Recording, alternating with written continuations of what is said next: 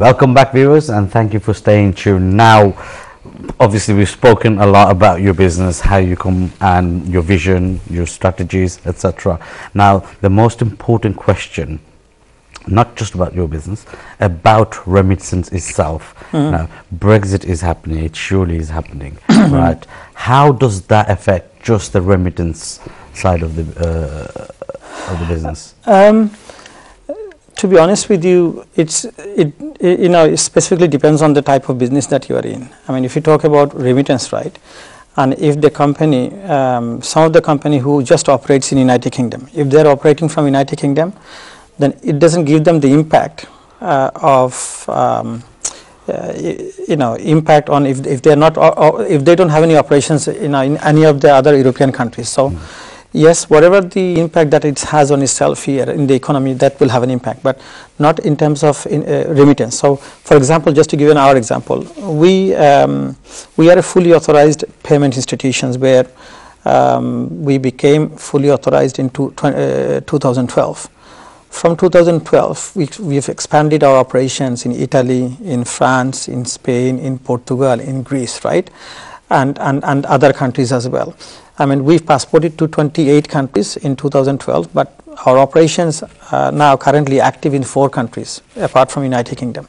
So now, what we call the financial institutions, we exercise our passporting rights. Passporting rights is the single market, where single market within the European Union is that you can move goods, you can move people, you can move your capital around these 28 countries without any any restrictions. Now, we are currently exercising our passporting rights. We are in operations in 4 countries. Now, the current situation that we have, I mean, when we had the referendum, just immediately after referendum, what our strategy was, that if we do come out of European Union, then we cannot exercise our passporting rights in the 4 countries that we are in operations, right? So we need a license within the Eurozone.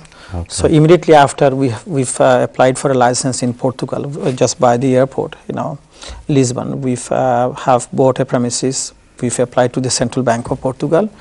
Now currently our operations are fully set up, but we are still waiting for the license. So we were expecting to get the license within the year of application, but there are a lot of process that we have to follow. So it's it's taking times. But if we, for example, in October, end of October, if we crash out, if our government decides that if we don't have any deals, we'll crash out, then the financial institutions and banks will lose their passporting rights in this country. So a lot of the banks and everybody, they have taken precaution. They have got have their own they have opened subsidiaries in other part of the world. Some of them in Germany, in Ireland, and other countries, and we've done the same. But what happened here is that if we do crash out, there are some countries where you cannot operate. Some of the countries voluntarily, what they have said is that they have given us the transition period. They said, to give an example, in Italy, the Italian government said that the British company who are operating in Italy, right, even if Britain crash out, first when we talked about March, and then we said April, and now that extended.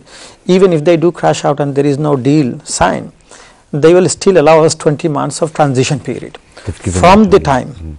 So the impact in remittance through company will not have any impact, because we will use either, if we sign the deal here, then we will have 20-month transition time, and even if we do crash out, then the country where we are operating from, they are giving us the transition time.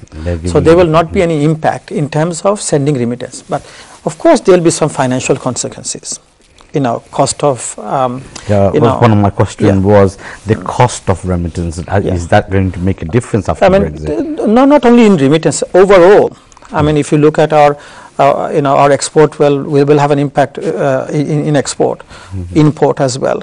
Our cost of borrowing will go up. So all the things will have an impact in overall society, right? I mean, I know that I'm not a politician, but as a businessman, we want to see, sometimes we have to follow the politics, right? So we talk about, no matter how long, what we say, the leaders, what they say is that, oh, there will not be any impact. there will be some financial consequences. If you look at Governor Bank of England, the governor, the Treasury, everybody is saying that there will be a long, if not very long term, a short term impact will be there. But in terms of remittance through our organizations, our customers will not see any short term cost going up, or I think we have got contingency plan in place. So in terms of remittance, there will not be any impacts. But as an economy, we will have an impact, no matter whatever the leader says, that there will be an impact, short term impact. Overall, there's an impact, but in terms of your industry, you've done a contingency plan in place. As a remittance, there's a contingency plan in place. There shouldn't be an effect from the remittance. What about remittance cost? Is that I mean, this is something that whether it will have, because if the banks that we are banking with, they're putting their cost up. So, I mean, sometime what happened, customers, if it's sending remittance through ourselves, if the commission is higher, they'll go to somebody whose commission is cheaper.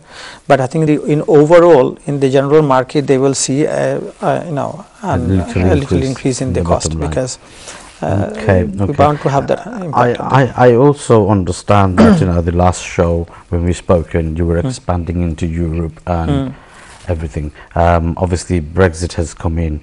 Your branches, this how are they doing? I mean, we were in 2013 when we did passporting into 28. Basically, we've got the passporting permission for all European countries, but we went into operations in 4 countries.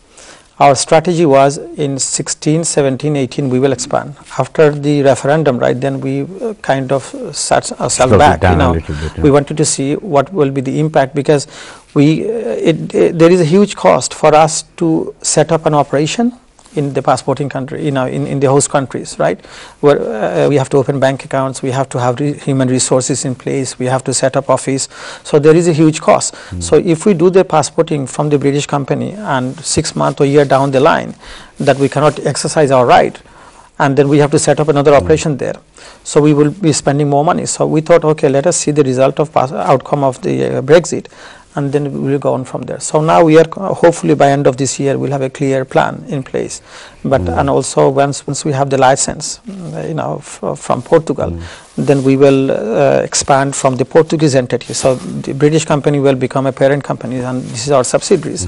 So that company from Portugal will passport into all the other corridors. Other passport European countries. So wherever Bangladeshis are, in Norway, in Sweden, in Germany, wherever our strategy is to expand there.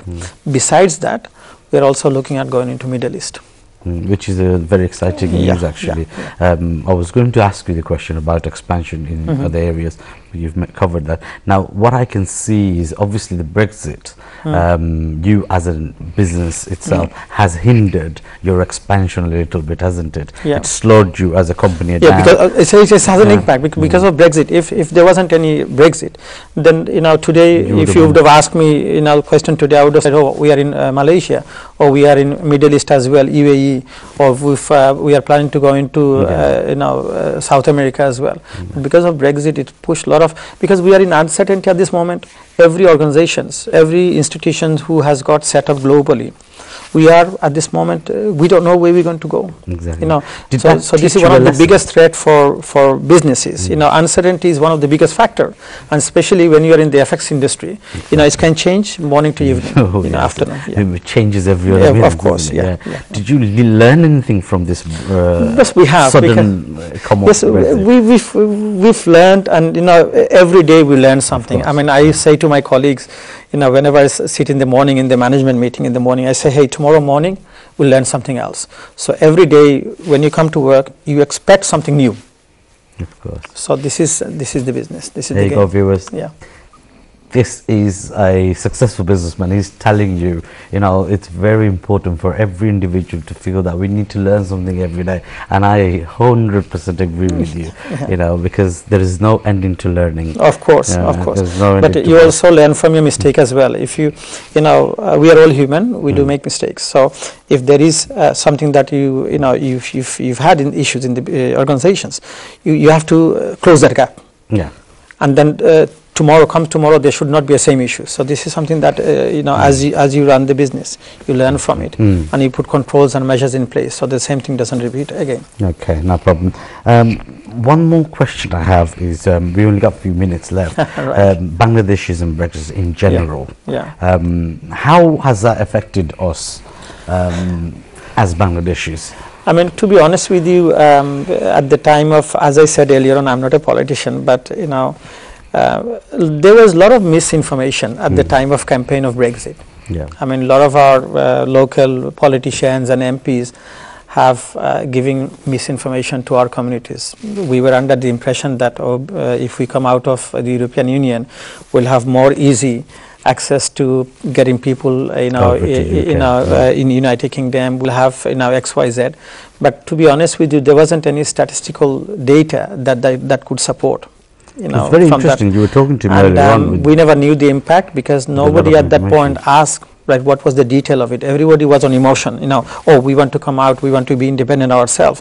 But to be honest with you, that was something that today we are regretting. A lot of our politicians, regretting on that because we've been misinformed at the time when they were knocking on the doors and campaigning, especially our restaurant sectors and Asian, that they have targeted because they saw that Southeast Asia and the Asian countries where Bangladesh, India and other countries where we are struggling to bring people in here, skilled work, and they've taken that advantage and won our vote, but they haven't fulfilled their promises. And I think a lot of them will not be able to, they will never fulfill their promises what they made at the doorstep in 2015-16 because it's not feasible.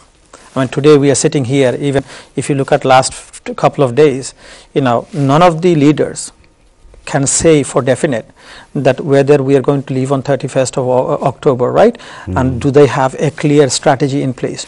None of them is clear on this. Everybody just saying yes to win the vote. Of course. But none of them, it's something that is embedded with the last 40 years in the system. How could somebody just without a clear strategy